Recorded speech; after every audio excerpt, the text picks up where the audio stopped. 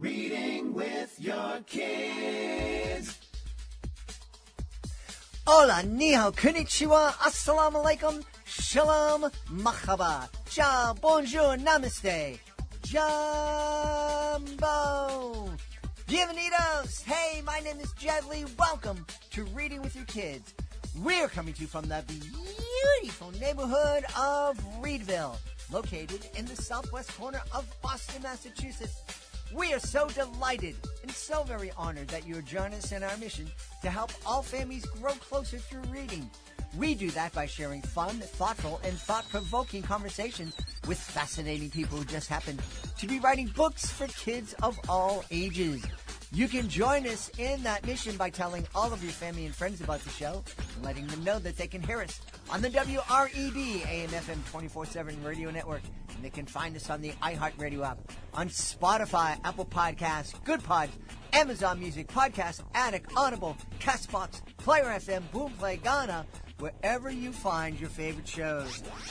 Two amazing guests are joining us on Reading with Your Kids today. First, coming to us from the beautiful Garden State of New Jersey, Lisa Jacovsky returns to the show to celebrate her brand new children's picture book. It's called Mischievous Cat Brothers.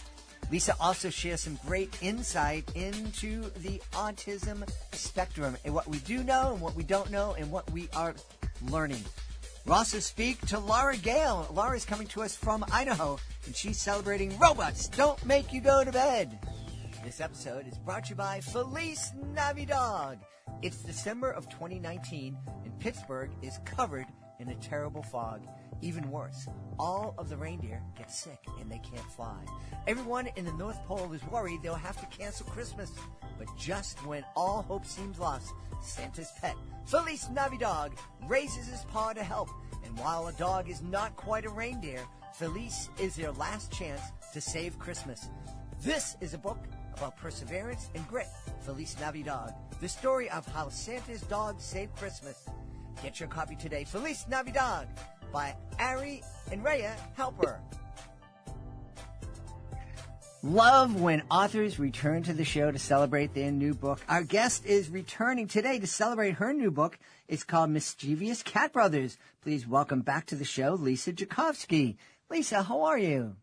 I'm good, Jed, and I really appreciate you having me come back on with my new book. I love talking to you. It's so much fun. It is a delight to speak to you. I love what you're doing, and I love you. You have a real heart for kids who are different. Thank you. I try. So tell us about this new book. So my new book, Mischievous Cat Brothers, it is about my two little kitties. So it's my only nonfiction series, and this one is narrated by my younger cat. So it's more of a silly kind of story, whereas the first one was meeting them and how I adopted the younger one. So this one kind of takes off where that left off, and it's all his silly, ridiculous antics that he still does. But the best part of it is that Brainstorm Productions did the illustrations and the layout for me, and they employ individuals with autism, and it was a whole new group of individuals, a new cohort, and they are so nice. They're incredible, and one of the illustrations they did actually made me cry because it came out so good, and also because it's an illustration that has a blanket in it from an aunt that I was very close to that passed away, and it's very special to me because I was close to her. And both my cats, that's their favorite blanket. Like, no matter what other blankets I have in the couch, I got a new one last year. Even yesterday, I had just washed it, and that's what my younger one laid on. So they did such a wonderful, incredible job, and I'm just so incredibly proud and lucky to be working with them. What a neat thing. You've really dedicated your life not only to writing, but to help people understand people who are neurodiverse. Absolutely. That's my platform. And it's really a testament to how I grew up, how my parents raised me and my brother. Because even yesterday, I had a student say to me, what's autism? I didn't know what it was. And that's the second time in the last year I've ever heard that. And I have to remember that not everybody grew up being as open as my parents were with me and my brother. And I want people to see that. I want people to see the way I see autism and the beauty in being different, because nobody is the same. Different shouldn't have a negative connotation. It should be seen as something beautiful. And I love the fact that I can bring what I see in my passion to something else I'm very passionate about, which is writing and putting stories together. Yeah. Yeah. That people now and kids now haven't heard the word autism or don't know what it is. Kind of surprising.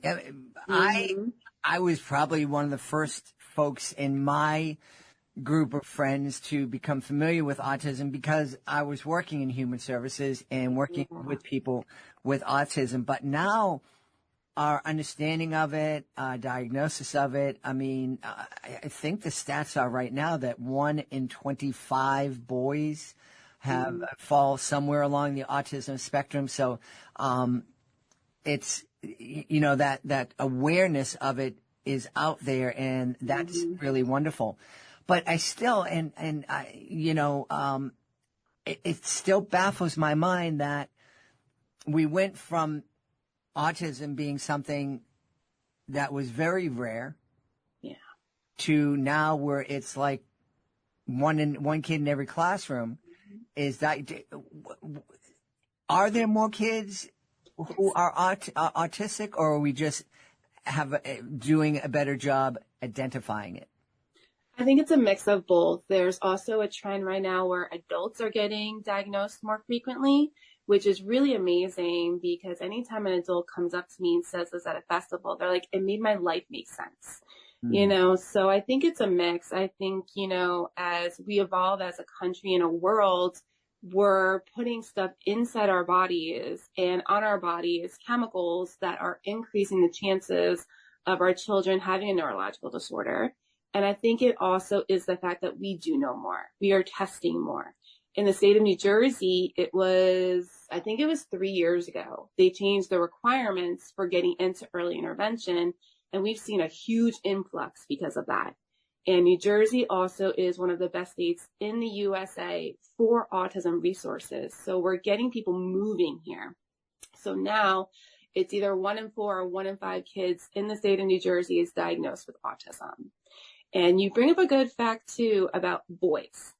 Girls are getting more diagnosed now as well, because we do know the signs more, and girls typically go underdiagnosed. So what I'm actually seeing is more female adults getting diagnosed as well. So we're getting that too, because now we do know more. And I think it's also something as well. I was talking about this in my class as well as with my student yesterday. In the research, it says if you have ADHD, you also have autism, which not many people know. However, if you have autism, it's not necessarily that you have ADHD.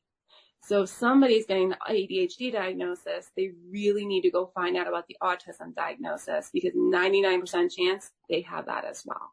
So as we're getting the research, people, I think, are being more open, and that's why we're seeing a lot of the numbers increase. The spectrum, that one of the things that's hard for me to wrap my head around is, again, when I was in human services, it was very easy to kind of spot a person who was diagnosed as autistic because they had very similar characteristics. It was handshaking and flapping and, rocking and repetitive motion. They typically, the kids that I was working with had very little communication, had a hard time making eye contact. And now it's like, I've a little bit of extra energy. Oh, you're on the spectrum.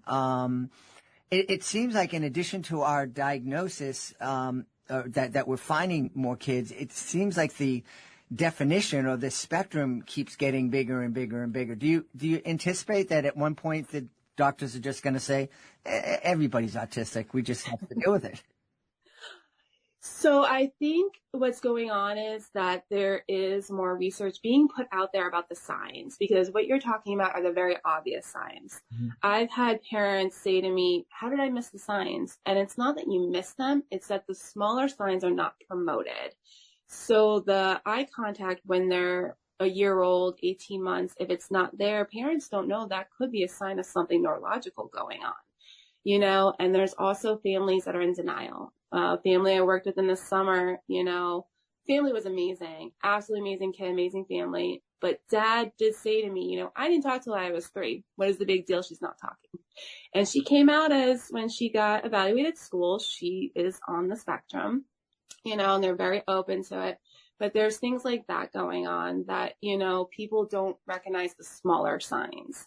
And your point about the energy thing is what's going on too is there's a lot of misdiagnosis. So just because a boy has a lot of energy doesn't mean he has ADD. And that's going on a lot too. So what I always tell people is get 2 opinions, always. One of my good friends has a little one. He has a diagnosis. However, he has 0 signs, nothing, not even the small ones. So when he was younger, he was definitely just delayed, but he got the diagnosis, which led to the services that helped him get caught up. So you can actually have the diagnosis removed. And I do think the spectrum is getting larger and larger, but I think that's because we're noticing things more. And honestly, I do think everybody has something, not necessarily autism, but everybody has something sensory based. I have sensory issues when it comes to crowds. I'm not claustrophobic, but I do not like people on top of me. And I don't like going to the mall. It's sensory overload for me. I literally become OCD and have to look at every little thing. And if I get a feeling that I didn't look at something, it's like anxiety. So for me, there's so much people don't know, and so much that doctors, you know, primary doctors, they're not trained in this stuff, but they'll be like, oh, you know, you have ADD, you have autism, but they're not trained. So we need to do a much better job at getting the information out there and getting the training out there. And then that's going to lead to a lot more acceptance and people realizing that just because you have these sensory issues doesn't mean you're autistic or anything bad. It just means you have sensory issues, you know, and maybe your child does have some social anxiety. Is that autism? Not necessarily, but possibly. And that's what we really need more of, is putting this positive stuff out there and making it okay to have these discussions. I think that's really important. And, you know, you talking about doctors not having the training or the expertise. I had an experience where a doctor, you know, was listening and was checking some boxes. Teacher said, what? Okay, that box, well, we need to put this kid on medication. And that was terrifying. Just medicate, just because, you know, someone says he checks boxes. This is, Great. It seems crazy and not the best way to deal with issues. I 100% agree, and I talk about this a lot in all of my classes, no matter what the topic is. Doctors, and this is not every doctor, but there are a lot of doctors, and I had a student bringing up an example with her brother of this. They just want to medicate for the insurance. It's all insurance, and you know, insurance is great. It pays for so much because so much is expensive, but there's also the fact, why is it so expensive? Why are we paying these expensive monthly premiums when we don't need something? And a lot of times because boys are genetically born to be higher energy. That's the way as a human species, boys are born. So, you know, when you get a higher energy boy, you can't sit and focus in class. They're just like, ADD, here's Ritalin. ADD, here's this. And it's just like, you can't just medicate everybody. You know, I agree medications work for some people, but I don't agree it's the first thing you should go to. There's a lot of different holistic things, ABA-based, mindfulness, acceptance and commitment therapy you can try first and then decide if you want medication. So I have big issues with it just being handed out like it's candy and like it's nothing by doctors. Yeah. You mentioned the term ABA-based. Talk to us, tell us what those initiatives mean.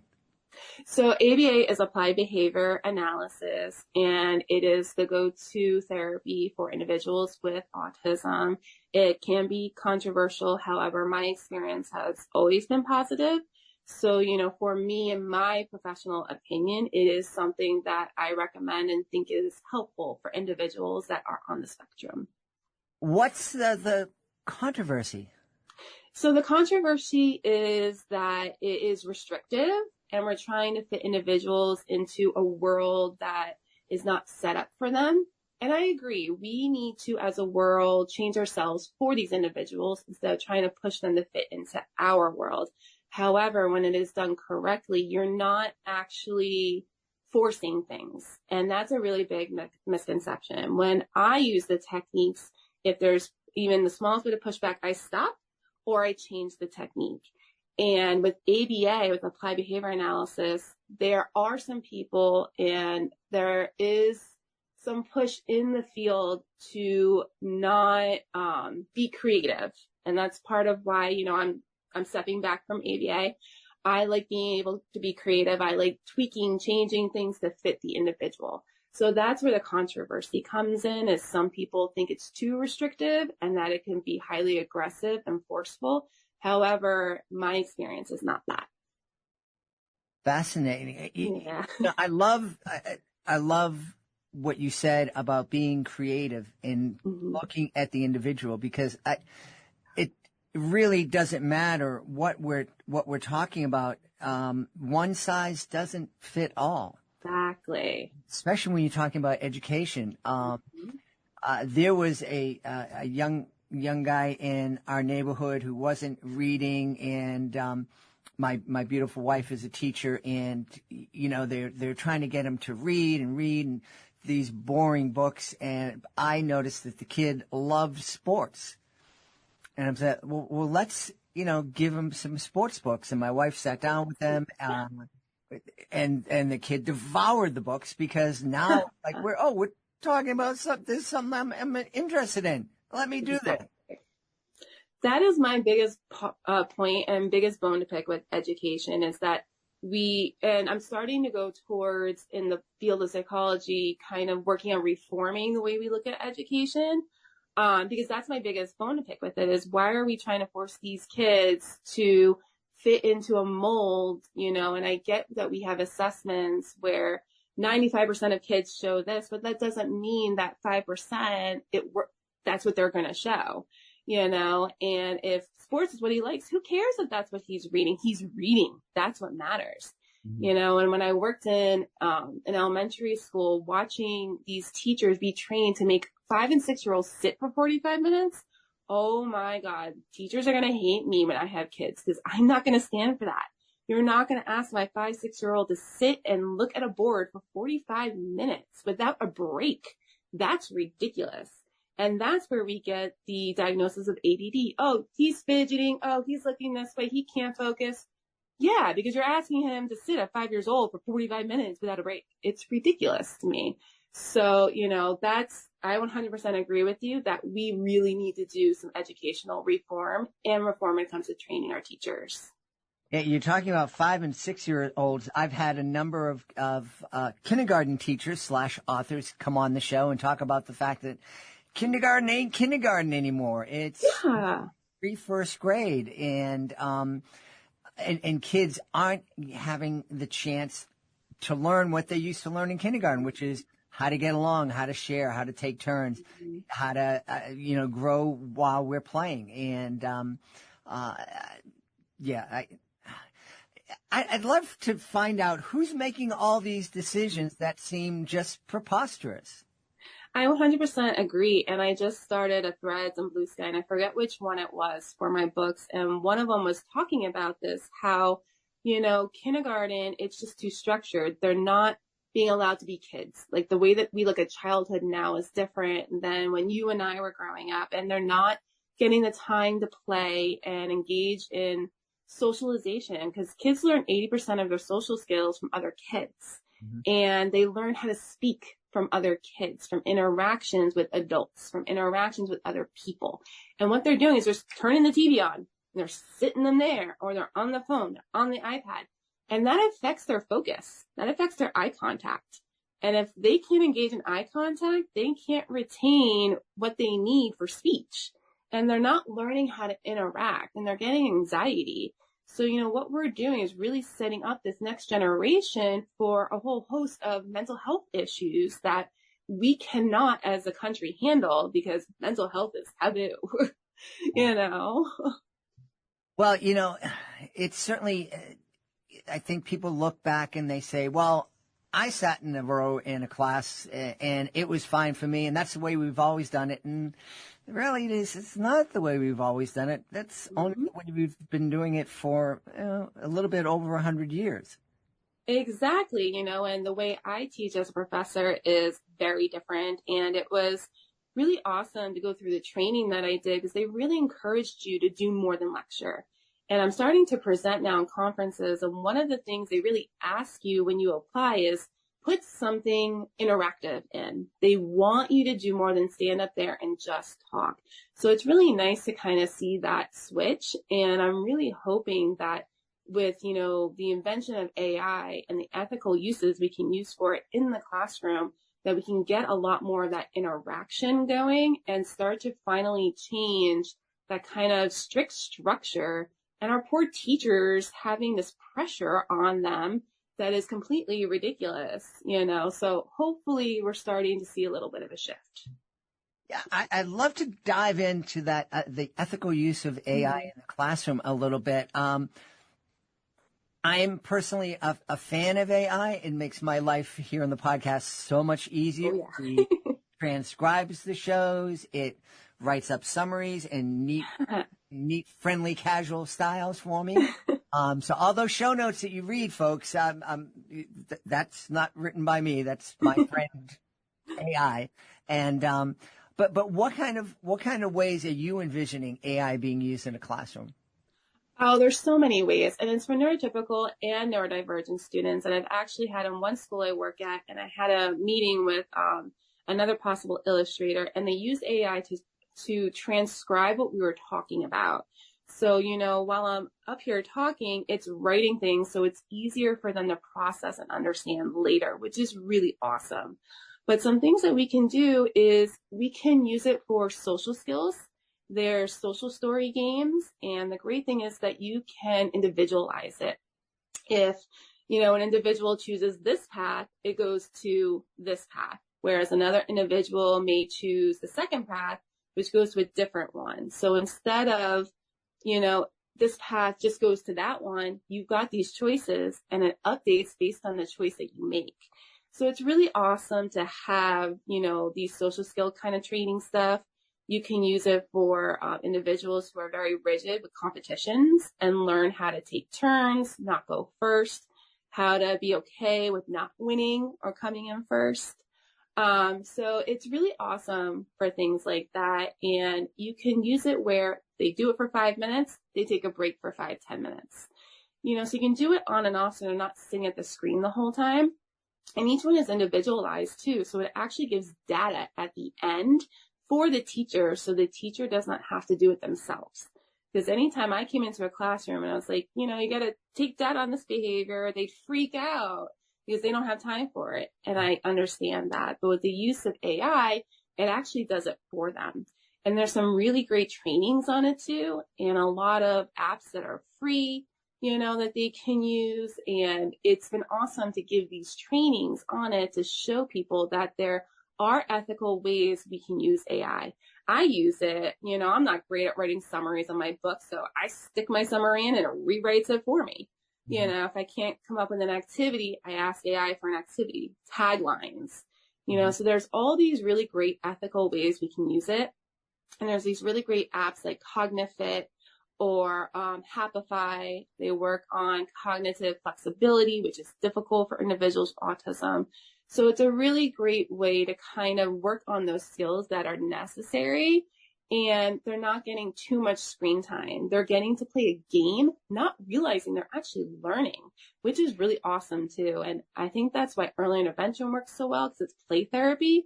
You put demands, but they don't know that they're learning. So that's a really great thing with it too, is these are all typically games, and it kind of just follows the choices the individual makes. So it's really interesting, and it's been really fun to give these trainings and talk to people and see what they think about it. What are some of the objections to using AI in the classroom? Oh, it's something that you got to pay for.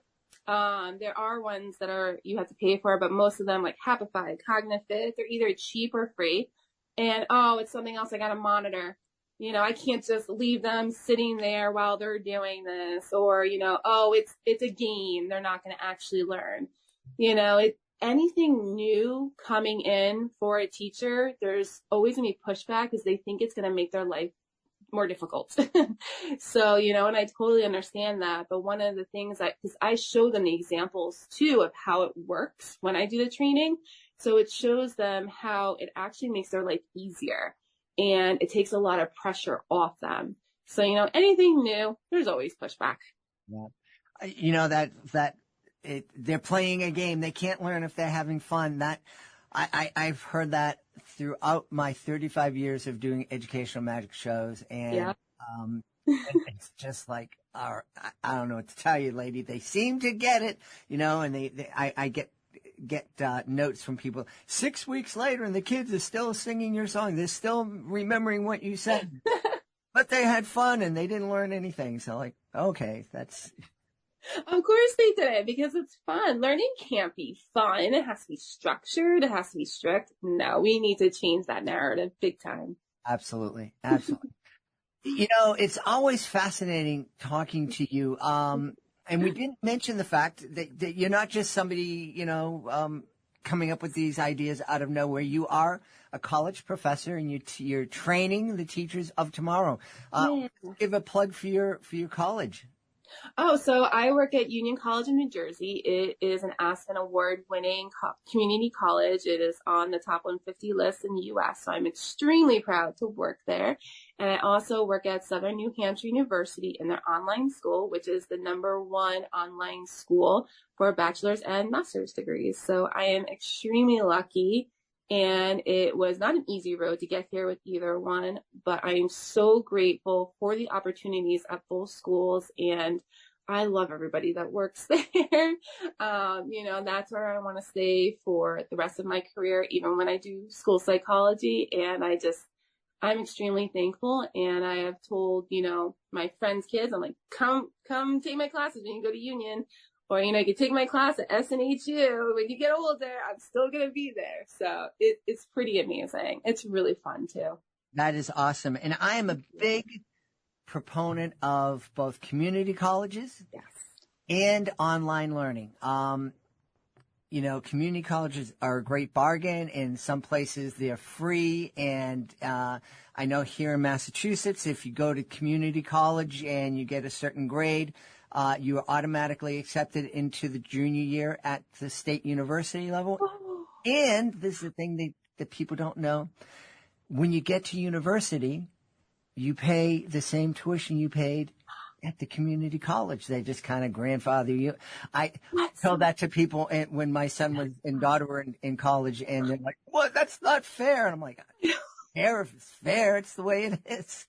And that's so cool. And then in terms of online learning, my daughter earned her degree from Berklee College of Music online. It was a wonderful experience, and it enabled her to work while she was in school. So she graduated school, 4 years experience in her field, and 0 debt.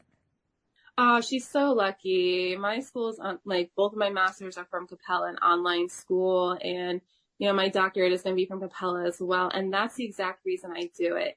And a lot of people have misconceptions about, I always get asked, how did you get any type of experience? I'm like, I did residencies, just like your daughter did it, and she's so lucky she has 0 debt. It is more affordable to do online too. And the same thing community college. I think that's incredible. Yeah. I remember when my daughter made the decision that she was going to do her studies online, our pastor who loved my daughter would come up and say, well, what happens if somebody rings the doorbell and there's no one else around to answer the door? I said, she hits pause, answers the door, comes back, hits play again. And he said, well, wait a minute. So she could rewind. If she didn't get something, she could rewind and watch it over again. I goes, absolutely. And he said, well, that's a whole lot better, isn't it? Exactly. My parents had the same reservations when I did my first master's. They're like, is she really going to learn? Is she going to get a job? And, I got my job in the field 6 months before I graduated with my first master's. And even talking to the individuals I'm going to work with in my internship and the first district I talked to and I interviewed, they were all like, how did you do the tests and assessments? And when I tell them, they're just so like impressed by it. Like the way Capella set up the second master's I did. And I know they updated the program for the first one, but it was much better than the first one. So it's just because it's online, it doesn't mean it's any less than, I've still done the residencies, the testing, I've taken videos of myself giving tests, and I still get the exact same thing. And it's still an amazing quality degree. And I think that, the invention of online is huge. There's no way I could have sat in master's classes after working all day. I would have fallen asleep. There's no way, and I learned so much, and I bring that to my job now from both master's degrees, from my doctorate. And I love that it's so much more accepted, and, individuals like your daughter that are huge success stories when it comes to that, because it helps tremendously to promote beautiful, wonderful schools like SNHU and Capella. Absolutely. And, the good thing is that there are options when it comes to colleges. Online isn't for everybody. Exactly. And, but it's wonderful that the people who can really thrive in the online world can do that. So exactly. Lisa, I'm glad we had a chance to talk a little bit about Mischievous Cat Brothers. People should absolutely check that out.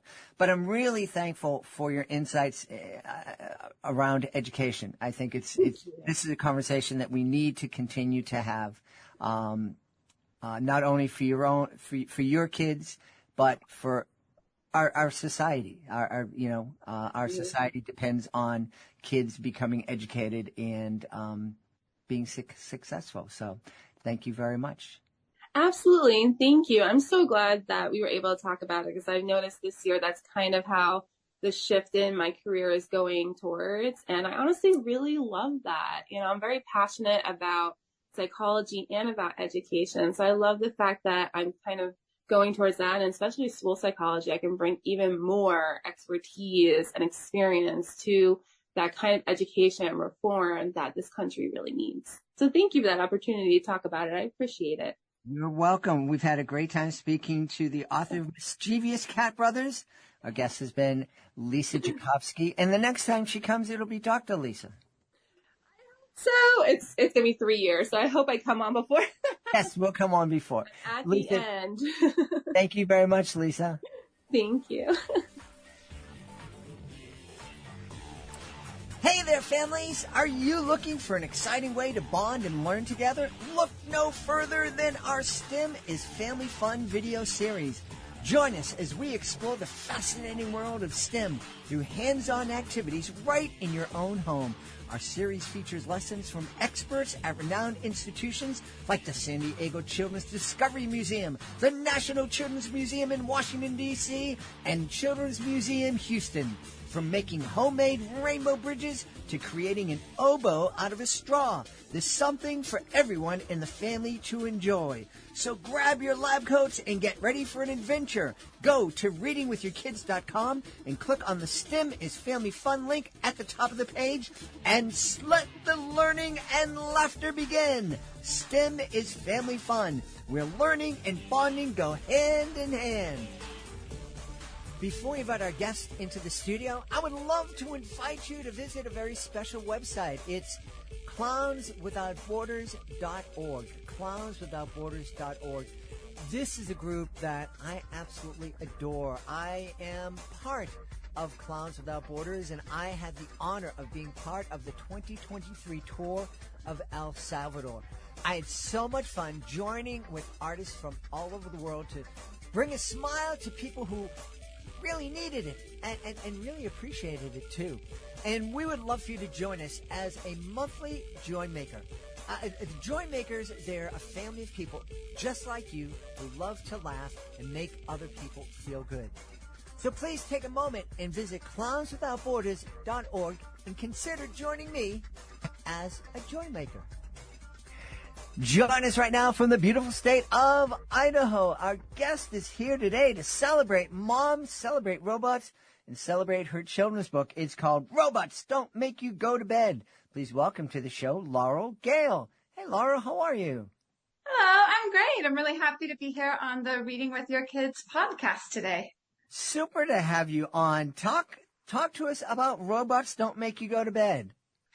Okay, well, this is my first picture book, and it's about a boy named Owen, and he is really frustrated with his mom's rules and that he can't do everything he wants, like eat ice cream for breakfast or leave his toys out. And he thinks life would be much better if he had a robot he could order around instead of a mother who told him what to do. But then he gets a robot, and it's not exactly what he imagined, and he comes to appreciate his mom a lot more. There's so much in life that, we think that the grass is going to be greener on the other side of the fence, but oftentimes we're disappointed. Mm-hmm. Yes. Yeah. Yeah, very familiar experience. Is there a little one in your life that inspired this book? No, there's not. I was really just thinking about what kids would enjoy, and robots, and then wanted to do kind of a shout out to moms because they're so important, have such a hard job. They really do. And talk about underappreciated. I think that, all parents, but I think especially moms have such a difficult job, and we need to celebrate moms a whole lot more than we do. Mm-hmm. Yeah, and in the book, it is Owen and his mom. And I think moms are often in that position where they have to, set and enforce the rules day in and day out, that kids might not always like. But really, it could apply to any caregiver. The lessons could also be about dads or even teachers or babysitters or anyone who sometimes has to put their foot down about rules. Yeah. I was working with a child psychologist many decades ago, helping her pull together a TV show that didn't go anywhere. But her whole big thing was helping parents understand the power of no, the power of saying no to kids and setting boundaries and letting kids know that there are some rules that we all have to follow. Mm-hmm. Yeah. Yeah. In this book, the mom sets those rules at the beginning, and Owen doesn't like them. Mm-hmm. But then throughout the course of the book, there is definitely a message about appreciating moms, but I didn't want to be too heavy-handed with it. Mm-hmm. I didn't want to just tell the lesson. I wanted the reader to be able to experience everything along with Owen and from his point of view, and just see what are the consequences when you don't have these rules in place, so that you kind of learn that way through experiencing, through seeing it with him, why they're actually a good idea. Yeah. Now, you mentioned that this is your debut picture book, but you do have other books out there. Was it difficult for you to write a picture book or to switch your mindset? Yeah, it definitely required some new skills, new practice. I have 3 middle grade novels out. So those are novels for kids mostly between the ages of 8 and 12. And they're around 50,000 words each, give or take. So switching to a picture book that's going to be maybe around 500 words, maybe a little more, but not a lot more, definitely took a new approach, and I wrote multiple manuscripts and rewrote manuscripts before I really started to understand how to condense that storytelling and keep, the characters, the character development, the plot with a beginning, middle, end, and all of that, condense it into that shorter form, and also to leave room for the illustrations. I was going to mention that how was that getting your mindset to understand that, okay, I'm telling this story, but I'm going to be telling it in conjunction with an illustrator, and I need to be able to let go and let them do their part? I love it. I have such admiration for picture book illustrators, and I think I got really lucky because the illustrator for Robots Don't Make You Go to Bed, Susanna Covelli, is just amazing. She just blew me away with the art, and it's such an honor to have my words illustrated and brought to life. And yeah, she added her own things to it. And I was just happy for that because she did such a great job. Yeah, yeah. And you have quite an eye for images. I see on your website that you're a wildlife photographer and very talented one. Oh, thank you. Thank you. Yeah, I love photography. I don't have the talent for illustration and never really developed that. Of course, it takes a lot of, I think, talent and skill. Yeah. Tell me, did you always, what gave you the impetus to change from writing middle grade to writing a picture book? Well, a lot of things. I like writing for children. And I had done, book events, library events and bookstore events, and families would bring their kids. And I did not have anything for the younger kids. And I wanted that. I wanted to be able to appeal to kids of all ages and kind of inspire that love for books early on and have that story time. So it was just something that really appealed to me, to be a children's illustrator that could have something for everyone. Yeah, yeah. Neat. So and along that line, are you thinking maybe doing a YA title so kids could be a fan of yours from the couch, sitting on their mom and dad's lap, to being in high school?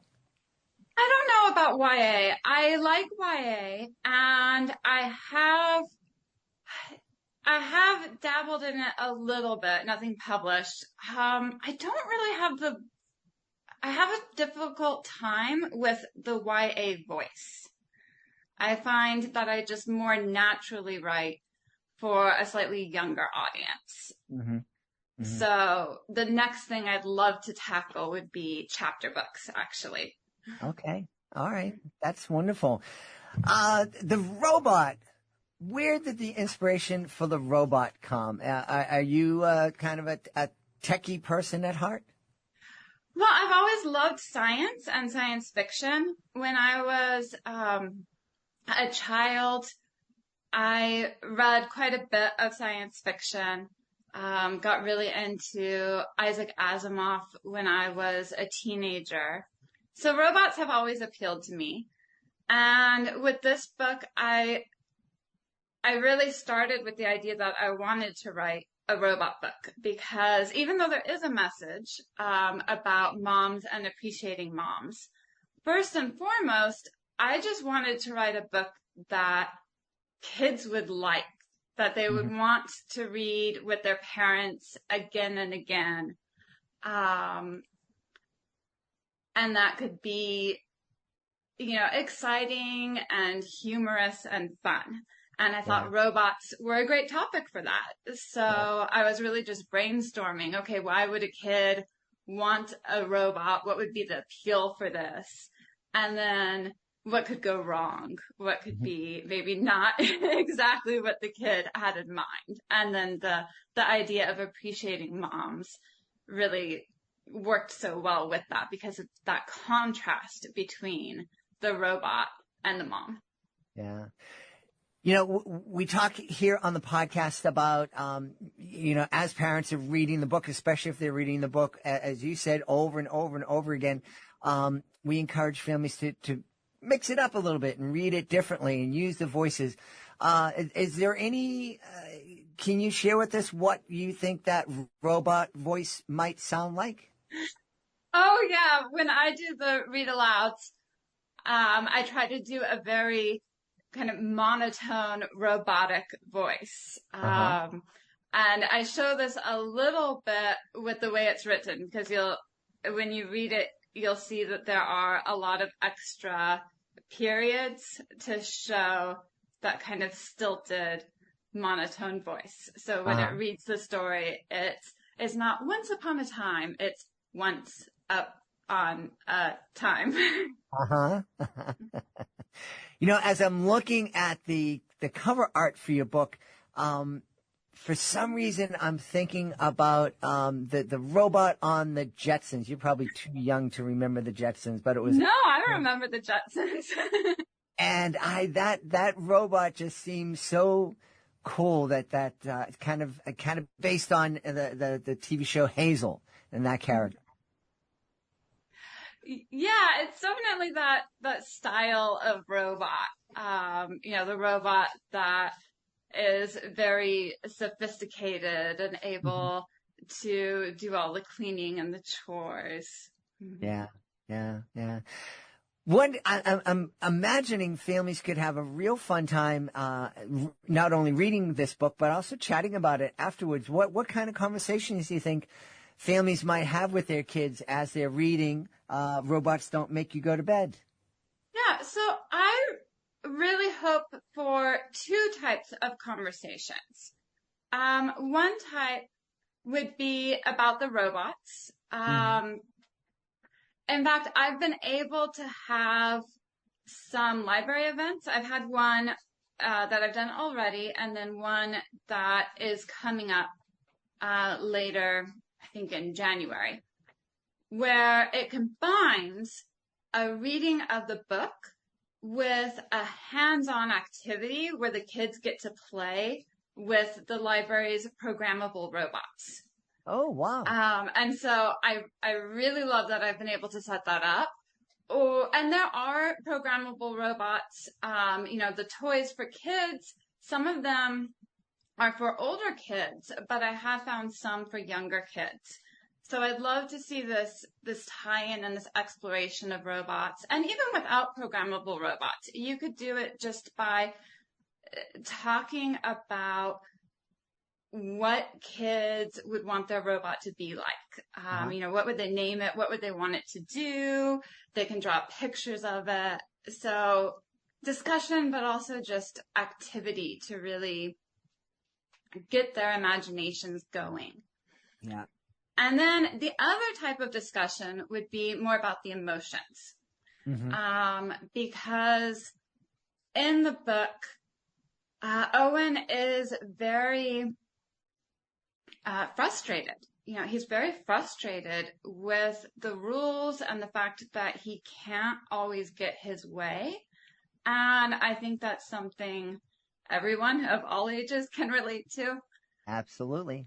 So I think it would be a great springboard to talk to kids about their frustrations and also why they can't always get their way and, you know, how they feel about that, but why it's important. Yeah. I absolutely agree. One of the thoughts that I had as you were speaking was it could be really fun just to sit down and to talk about and think about all the robots that we have in our life. They don't look like the robots in your cover art or in the Jetsons, but there certainly are lots of robots that we interact with and don't even think about.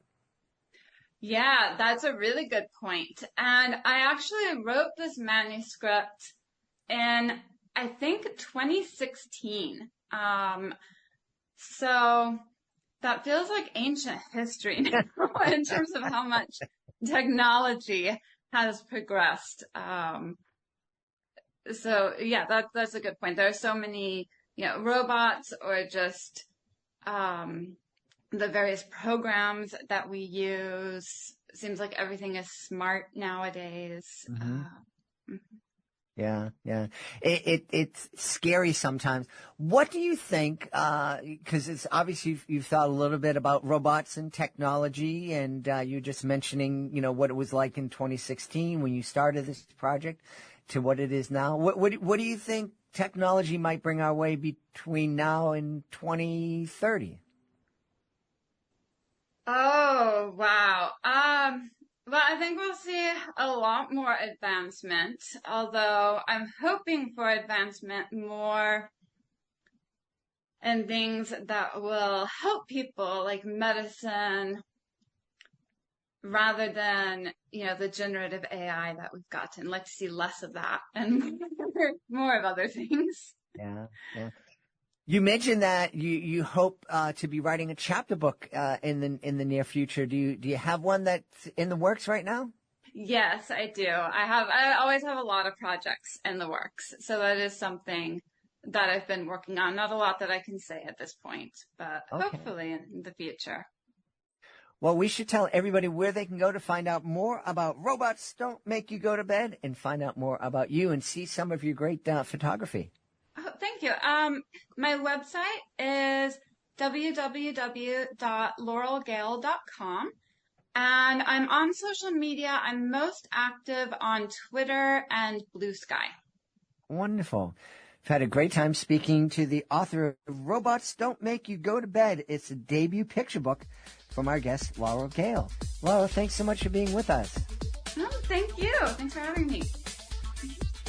We hope you've enjoyed this episode of Reading with Your Kids. We hope you've enjoyed listening to it as much as we enjoyed putting it together for you. And we'd love for you to let your friends know about Reading with Your Kids. If you enjoyed this show, please share a link to this episode with your family and friends. Let them know that they can be part of our mission to help all families grow closer through reading. What a beautiful world it would be if every family is spending 20 minutes a day reading with their kids. What a dream. What a dream. We'd love for you to join us on social media, facebook.com/readingwithyourkids, at Reading With Your Kids on Instagram, and at JedlyMagic on X. We have a great YouTube channel, youtube.com/readingwithyourkids. And of course, we'd love for you to visit our website, readingwithyourkids.com. If you're an author, please be sure to go to readingwithyourkids.com and click on the author's Click Here button. It's at the top of the page, and it's a place where you can go to find out how you can be a guest here on the show. Being a guest, it's fun, it's easy, and it gives you the chance to tell thousands of Kidlit fans all over the world about your fantastic children's book. I want to thank the folks who made today's show so wonderful. Of course, I want to start by thanking our amazing guest, Laura Gale. Please be sure to check out Robots Don't Make You Go to Bed. And also Lisa Jacovsky. Please be sure to check out Mischievous Cat Brothers, and also be sure to check out Lisa's webpage. She's doing a lot to help us all become more empathetic and more understanding of folks who are neurodiverse. I want to thank my amazing team, Fatima Khan, Rory Grady, Chris Doherty, Rayling Tang. I want to thank my beautiful wife for all the support she gives me. Most of all, we all want to thank you. Thank you so much for taking the time to join us today, and as always, thank you so very much for taking the time to make the world a better place. And you do that every time you read with your kids. I'll be looking for you in the next episode of Reading with Your Kids.